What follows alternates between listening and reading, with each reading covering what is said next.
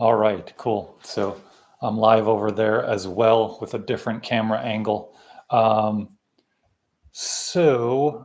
Before we get into the, oh, let me get this box.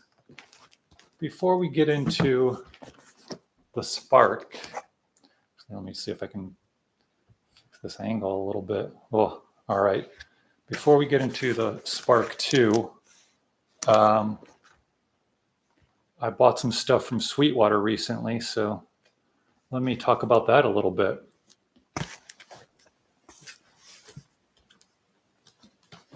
Got the Behringer mic. This was like $13. This is the clone of an SM57. I do have an SM58, which doesn't make any sense because I'm not a vocalist, but whatever. So wanted to check this thing out for $13 or $14. It was on sale. I think it's a ridiculous deal. It comes with this huge case, but yeah, it looks pretty much exactly like a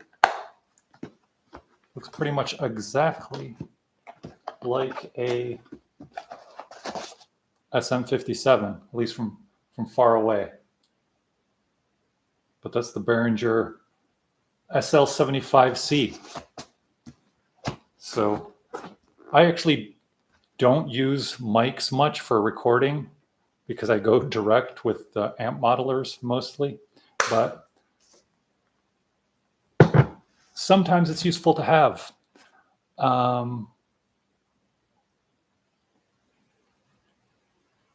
Yeah, I can use it to mic up an acoustic. That's actually the primary reason I got it, because I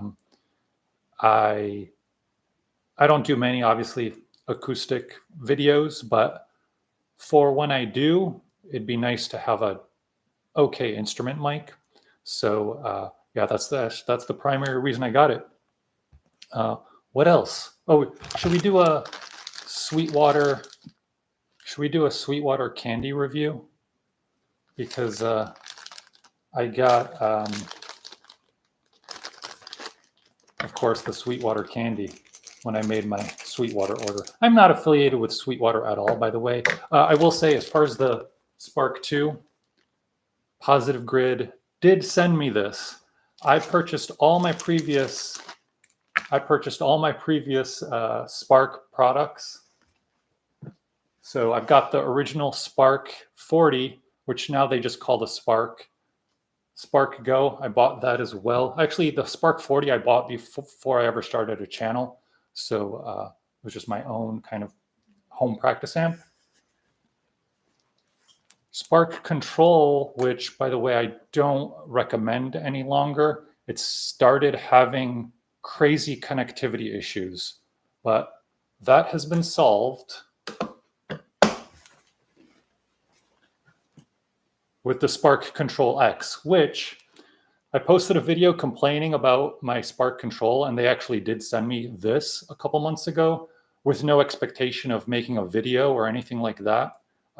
And actually, they have no expectation of me doing an unboxing video or a live or anything like that. So technically, this is a sponsored video, but the actual sponsored video is when I do the comparison, review, my thoughts, all of that stuff.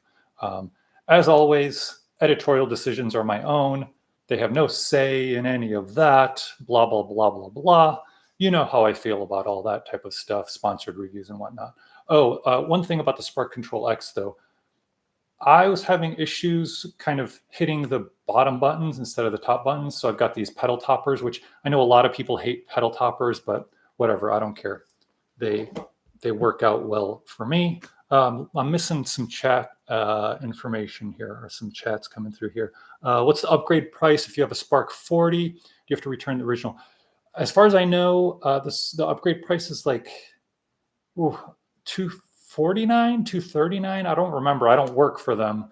You don't have to return the original. I know that, but the upgrade price is basically like the cheapest pre-order price, I think, and then maybe a little bit of a discount after that. You have to log into your Positive Grid account and go through that process. It'll tell you. I don't work for them again, so I don't know the specifics there. And it's like $30. No, so it's not. It's you basically you're buying the upgrade price is basically a bit of a discount. It's not a. So yeah, maybe it's a $30 discount. Is that what you're saying? It's possible that that's the case, but you're basically paying for the amp still. I mean, it's not like you're getting it for cheap. And as far as the boominess, so here's the thing, like, and I was actually watching, big fan, by the way, of Know Your Gear, big fan of Phil. I was watching his video about the Spark 2, and he was kind of complaining a little bit about the original, the Spark 40, and how bassy it is. But I mean, yeah, it is bassy, but that's what EQ is for. And so I haven't had issues with that. Like, I don't use the default, like the default presets on it are terrible as far as I'm concerned. So I don't use those at all. I make my own, or in the tone cloud, I use other people's presets. I pretty much always mess with them with the EQ and things like that for my own liking. And beyond that, you need to do that almost with every guitar you're plugging in. Every guitar kind of sounds differently, acts differently. So you're going to need to mess with some EQ anyway.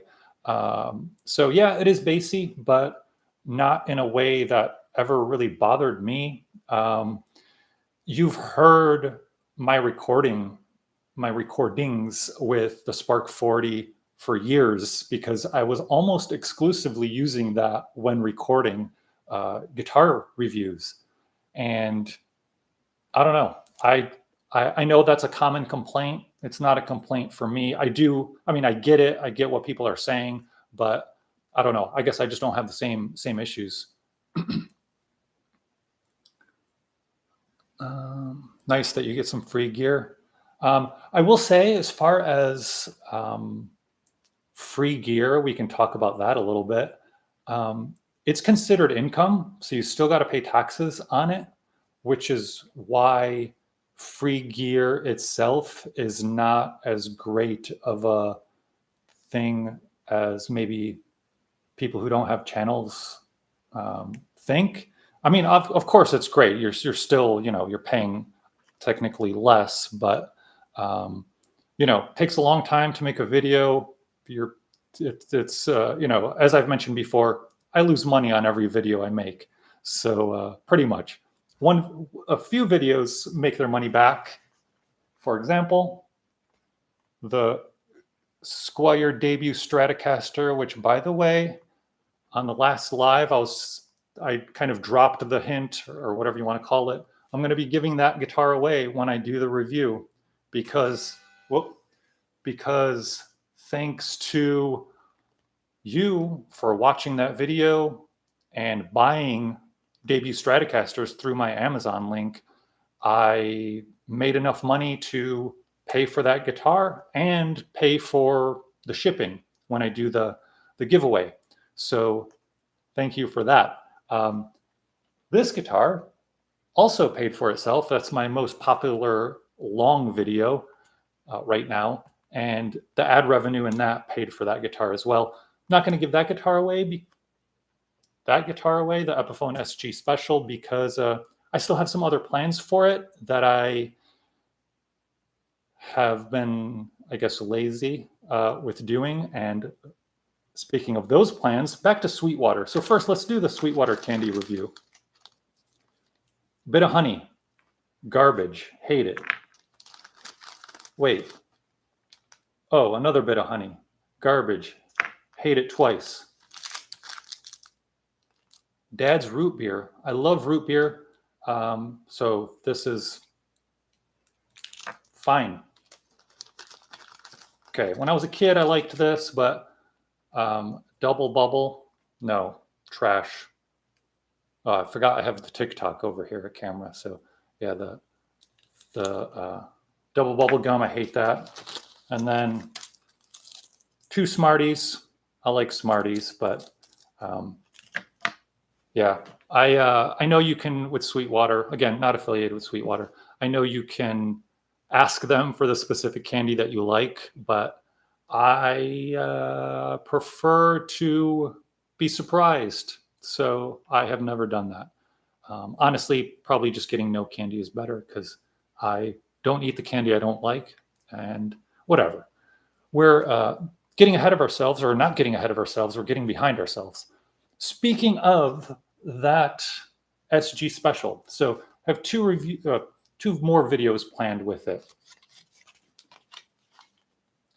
I got the Iomi, or I bought this. These weren't free. I bought the Iomi guitar strings, and these are ridiculous. So the really, or you know what? Let's start with the half step down, or as they call it.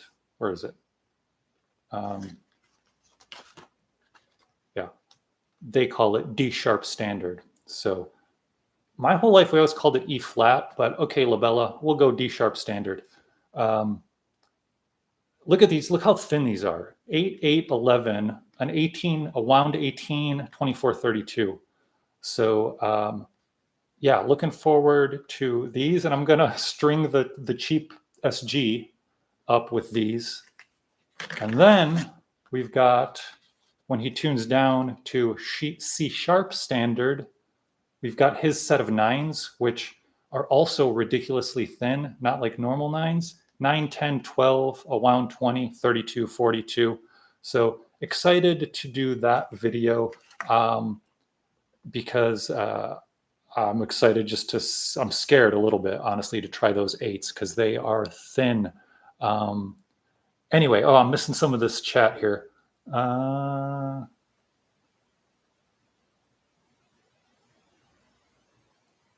Yeah, that's for sure about the free gear. Not monetized, so nothing is free. I hear that.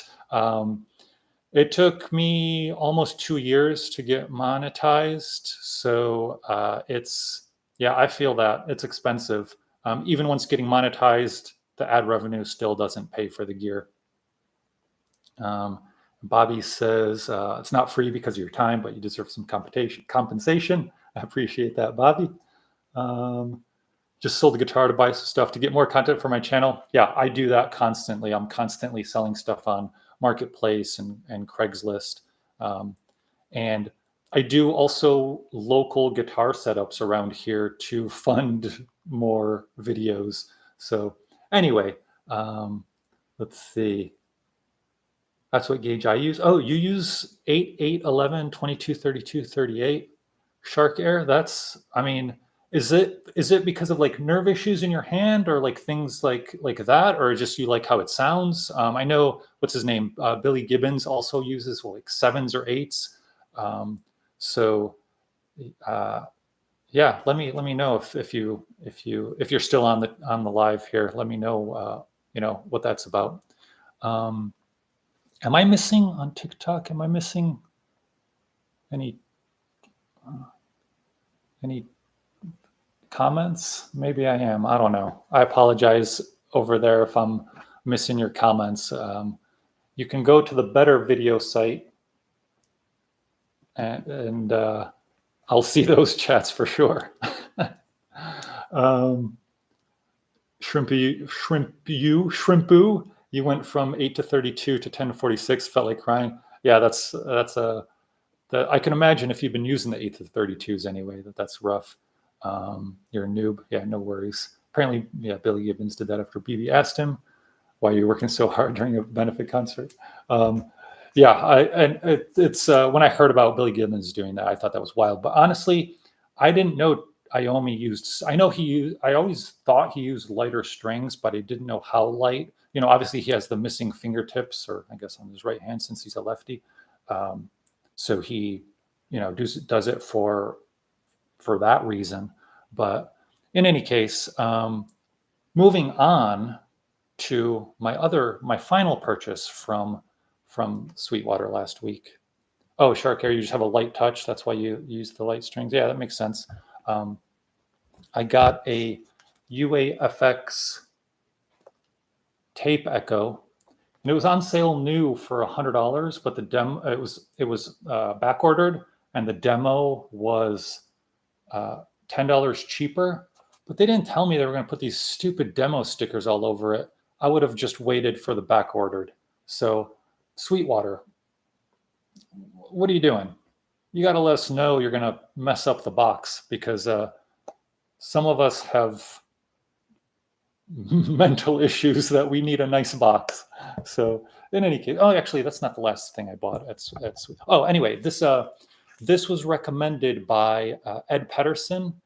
If I remember, hopefully I will. I'll put a link to his channel. I can't do that right now, but he has a great channel, and he recommended this as a nice tape echo. It sounds phenomenal. But anyway, last thing I bought. I needed a new capo. I just bought the Ernie Ball Axis capo, which has the flat and the curved. And so far I like it. So yeah, that's that. It's like $15 capo. So in any case, let me check this chat here. Let me check both of these chats if I. Okay, I don't think anything's going on over there in TikTok, but if y'all have anything to say, let me know. I will be unboxing this shortly. Bobby, do I have a favorite guitar? I mean, my favorite guitar is, let me grab it.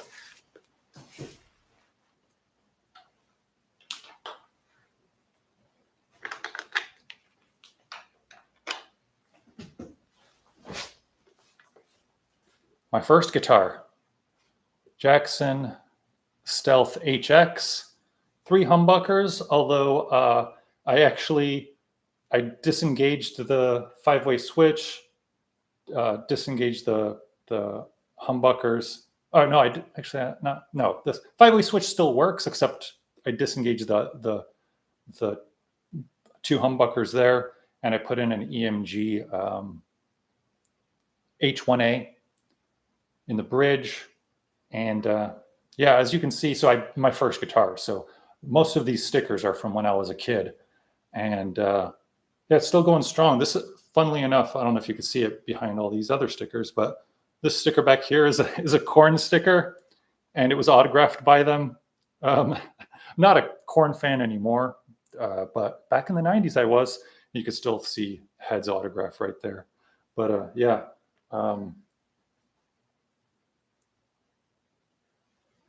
Other stickers back there, friends bands, Corrosion of Conformity, Raleigh local band that you've probably heard of.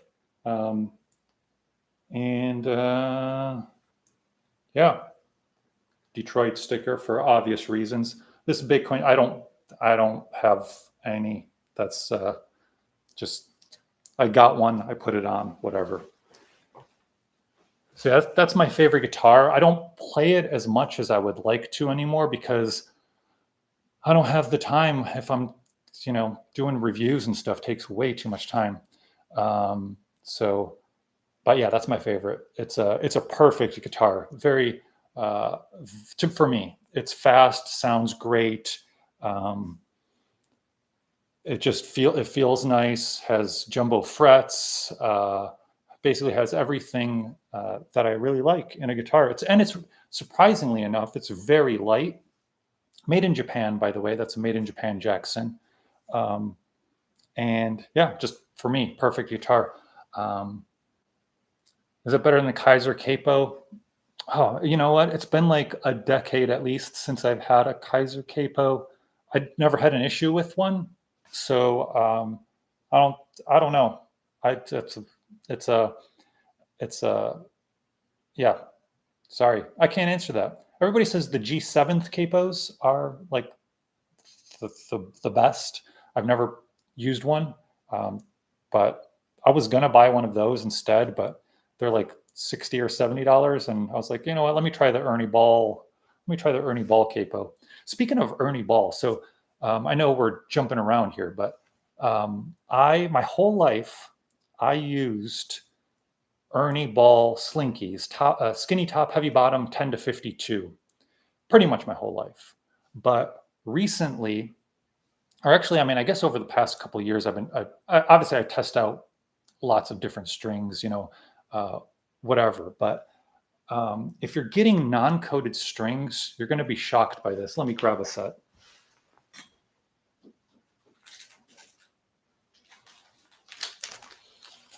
Oh. So I use tons of obviously different strings, but the Guitar Center Musician's Friends store brand, Musician's Gear, they're like $5 or less when they're on sale for a set. They basically, if you're looking for standard 9s or 10s, I have these on like 3 guitars right now, and I can't tell a difference. But if any guitar string brand wants to sponsor me, I will gladly take that sponsorship, because why not? I'm kind of kidding. Now, as far as coded strings, though, that's a different issue. Coded strings, I know some people like them, some people hate them, but we're not talking about that. We're just talking about standard 9s or 10s. Those Musicians Gear cheap strings, they don't break on me. There's nothing, like they don't sound bad. I've never had any issues with them. So if you're looking for a cheap set of 9s or 10s, don't feel bad about buying the Guitar Center store brand. Is the EMG active? No, it's not. So they actually do make some passive pickups, and that's what the H1A is. So yeah, and they actually have a really cool installation system where you don't even have to, if you don't know how to use a soldering iron, they provide like a crimping system. It's really cool. So if you don't know how to do that type of stuff, you can actually install the EMGs, which is nice. I mean, honestly, doing any kind of soldering on a guitar is really easy, like for pots and pickups. But if you're getting to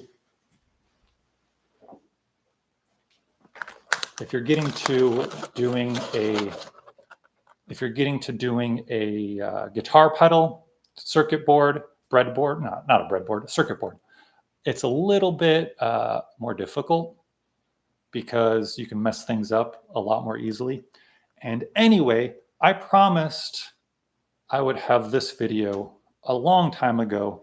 I apologize to Mass Effects. They did send me this DIY fuzz pedal kit. I'm really excited to do it, but I have just not gotten it done. Oh well, doing my best. I don't know what JP Ma means. Phil, you're going to have to explain what that is. Let's see.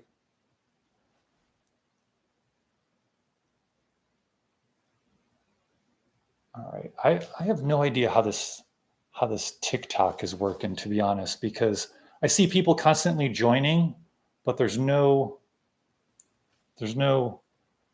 comments coming through that I can see. So I don't know if I don't know what I'm doing, but whatever. Okay. Jamaica Plain, Massachusetts. Oh, just saying hi. Okay. Sweet. Suck at soldering. No, you don't need new pickups. This is you don't need a new guitar. You don't need a new pedal. You don't need new pickups. You don't need new anything. Here's what you need. You need one guitar that you like to play, and then if that's an electric and you want an acoustic, then you need one acoustic that you like to play, and pretty much that's it. Unless you're in a band, unless you're recording demos or doing reviews, that's all you need. So, but that said, doing mods, checking out new gear, all that stuff is fun. So, you know, you want to learn how to solder. It's making a guitar pedal or swapping a pickup or even just swapping like a volume pot or something. You know, that's a fun way to learn and kind of, just learn about your craft, if you will. Anyway, all right. I think that's enough yapping, don't you think? So let's open this. Let's open this Spark. Oh, and by the way, this guitar, it's a budget J Tercer that I'm setting up for somebody. They've had it for like 20 years. If you watched the West Creek Revenge video, the same person who had me set up that West Creek, that's his guitar as well. I was thinking about going live and doing that setup live, but I don't have the capacity or the know-how on how to do these lives, and doing that one I think will be tough because I'm just using my laptop. Anyway, whatever. Let's do this. Getting better at soldering. You just added a piezo to your telly. Looks dumb because of the placement, but adds options. Nice. So this cigar box guitar has a piezo pickup. I was almost going forward. Never go forward. Ooh. All right, so Spark 2. By the way, I was going to buy this before they sent it to me, but I specifically wanted it for 2 reasons. One, the Spark Control X can change the presets without having the app open. Now, that didn't bother me as much as I know it bothered a lot of other people. I had no issues just leaving my app open and just not worrying about it. But I know a lot of other people hated that. So this solves that. But the other thing is the AI tone generator, where you can ask it like, hey, give me a tone that sounds like, why am I blanking on Joe Satriani? It'll give you some options and then you can mess with those. So I thought that was really cool. And so, yeah, those are basically the reasons I was going to buy it. But it also has a looper and other stuff. You know, it's got 50 watts instead of 40 watts, if that matters. Yeah, anyway, let's continue not yapping. Let's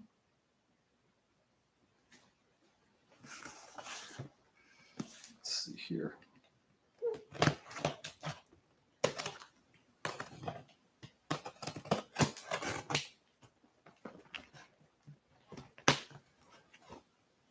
So this actually arrived yesterday, and you don't know how much patience it takes to not open. Well, maybe you do, to not open a piece of gear the day you get it. Like when you buy an acoustic and it says to let it acclimate for 24 hours. It's like that.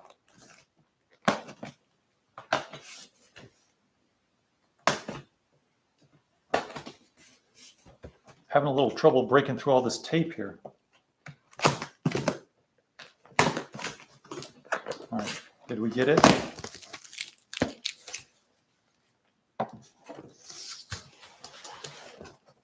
The new Spark era. Yeah, Bobby. Yeah, hit that like button. Hit that follow on TikTok. Hit that subscribe. Do all that stuff. So if you already have a Spark, this is easy enough. Tells you, download the app, connect to the amp.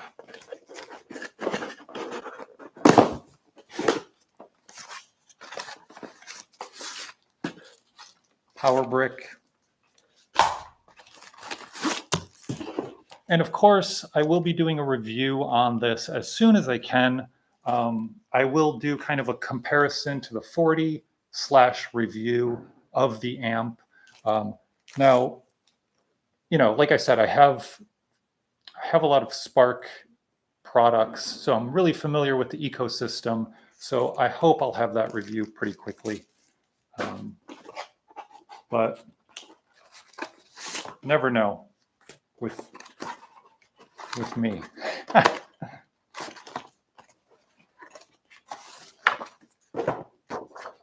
All right, just some whatever, manual type stuff. Spark stickers, if you want to do that.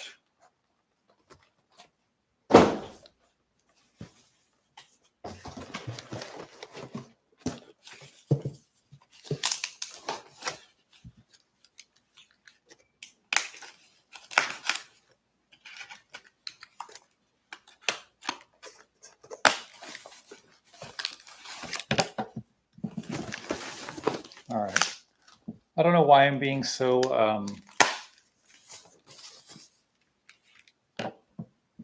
cautious with this. You know what? Let me get it out of this box here. Oh wait, there's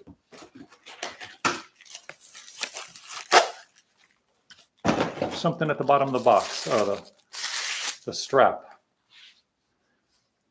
Apparently the strap is thicker and stronger, but for me that's not an issue. Yes, it is thicker than the Spark 40 strap. But strap doesn't matter, does it? So really, not much comes in the box. You want the manual, you got to download it. It's a PDF available on their website. I have that on my computer. But yeah, let's take a look here. There it is. Maybe I should put the strap on so so I can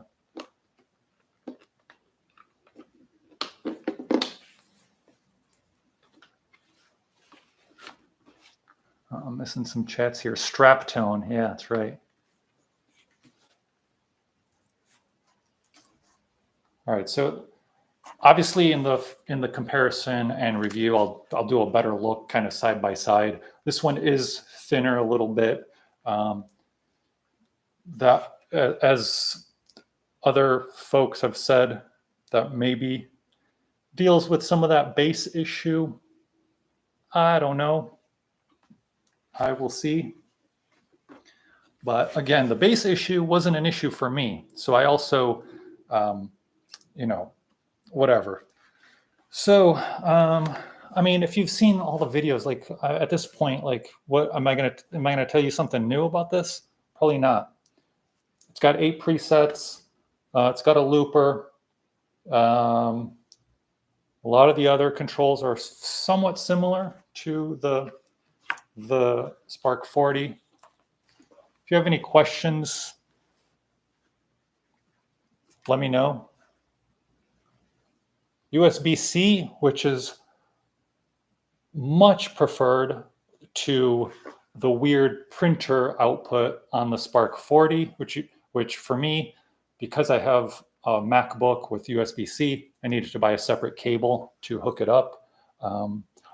Speaking of the computer hookup, so you can use all of the Spark products as audio interfaces. So a lot of my demos, if I'm not recording with pedals, in which case I record through a Scarlett. You can barely see it right there. There's the Scarlett 2i2. But other than that, when I record a lot of demos, I just plug the Spark directly into my laptop. So this has better, what am I even trying to say? The sound quality apparently is better on this than the Spark 40. That said, can us normal humans, even like regular folks, not audio engineers, can we hear that difference? I'm going to say I doubt it. Fidelity, Unplanned Birth of an Idea. Yes, the fidelity. There you go. Is the amp type select button really gone? What is in its place now on the Spark? Yeah, so that's the amp type selector on the Spark 40 is now the preset selector, which to be honest, we'll see how. I did like having the buttons for the presets, so we'll see how I actually like that. But and then you press, so it has 4, and then you press it for the other 4 because it has 8. Let's see, I'm missing some of these comments. Oh, you got a 20-year-old Washburn 8X50.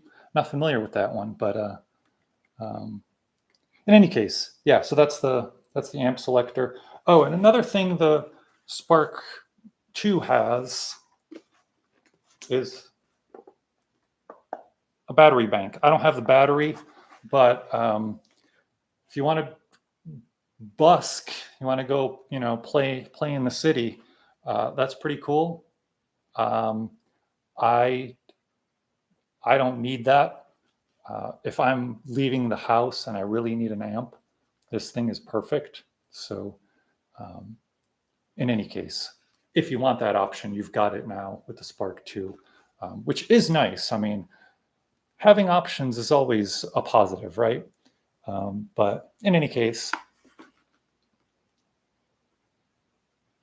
anything else we should talk about? It's got an auxiliary in, line outs right there. And yeah, other than that, I mean, what else do you want me to say about it? That's the Spark. That's the Spark 2. Again, for those who are just watching now, Positive Grid did send me the Spark 2. But all other Spark products or all the other Spark amps I did buy myself. And again, I was going to buy this one, but I reached out to them and we came to an agreement. So this live unboxing was not part of that.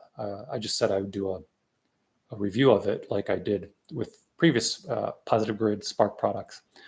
In any case, so yeah, that's that.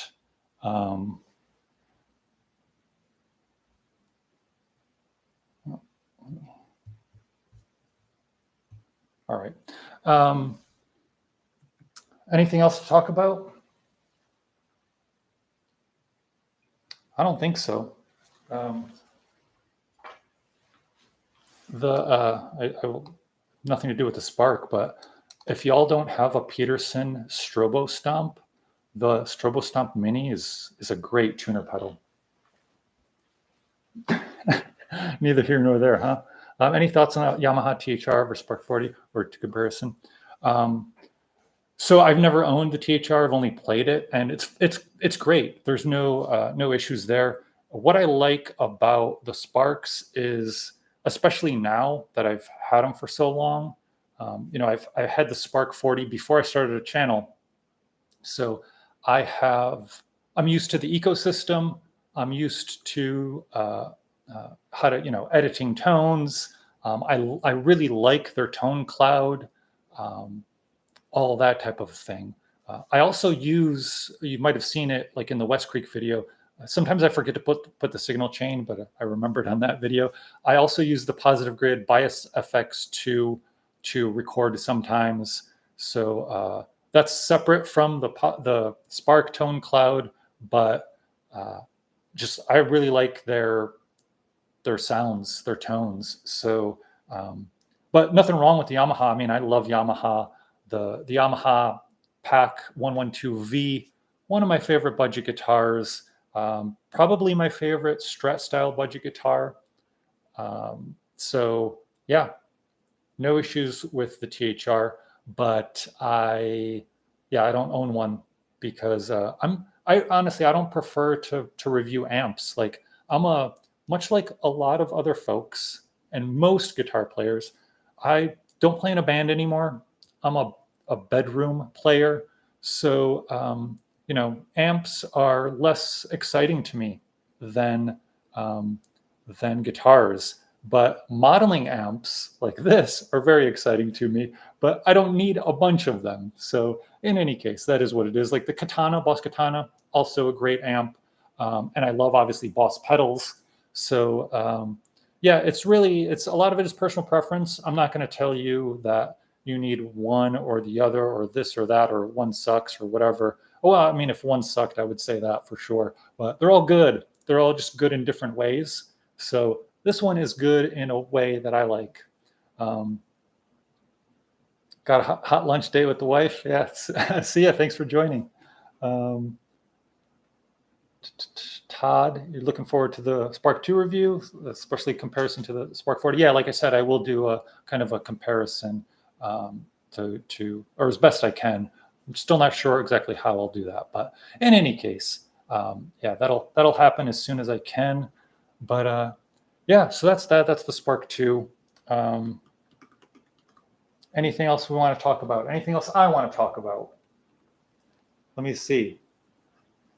Any other gear? Oh, I did, as far as the giveaway I did last week with the Squier Sonic Mustang HH and the guitar pedals, I heard back from both winners, so I will be getting those out to them shortly, and I will be giving away more guitars. Like I said, so that Squier debut Mustang paid for itself, and I think going forward, any products that the ad revenue or the Amazon affiliate link revenue pays for the product, I will very likely do a giveaway on that product.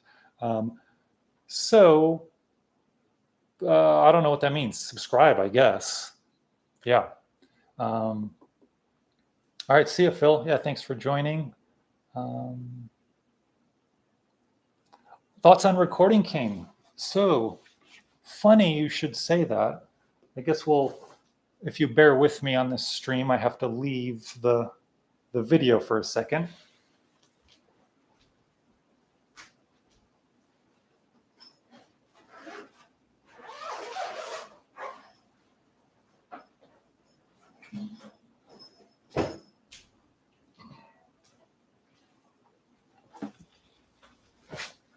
So this is a Recording King RP1 16C. I just gave this a setup, and yeah, they sound great. Now I know Recording King has some super budget guitars. This one's like $500. I think they go down, like some of their models go down to like 200. I've never played one of their super budget ones, so I don't know about that. But this is a nice guitar. It's a smaller body. I forgot what the specific. I think it's what is it? A Zero? Somebody's gonna kill me out there. But in any case, yeah, sounds great. Plays nicely. This one's actually strung with elixirs, client's request, of course. But yeah, Recording Kings are great. I'll be back in a second.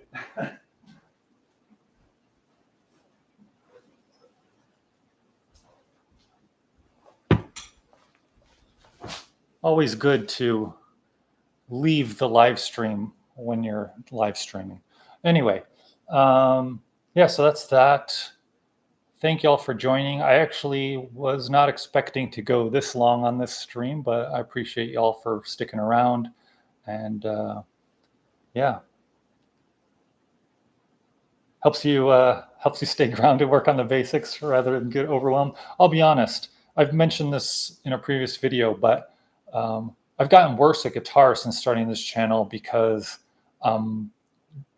diddling around with gear instead of practicing. So I hear that. I definitely think, yeah, taking lessons, practicing things like that, way more valuable than buying new gear. So yeah, definitely. If you have time to focus on lessons, take some lessons, or just practicing just in general. Definitely better than just buying stuff. But yeah, see you, Batfink. Anybody want this candy? All right. We'll see you soon. Thanks for joining again. And well, my mouse stopped working. I can't end the live stream. All right, here we go. See y'all.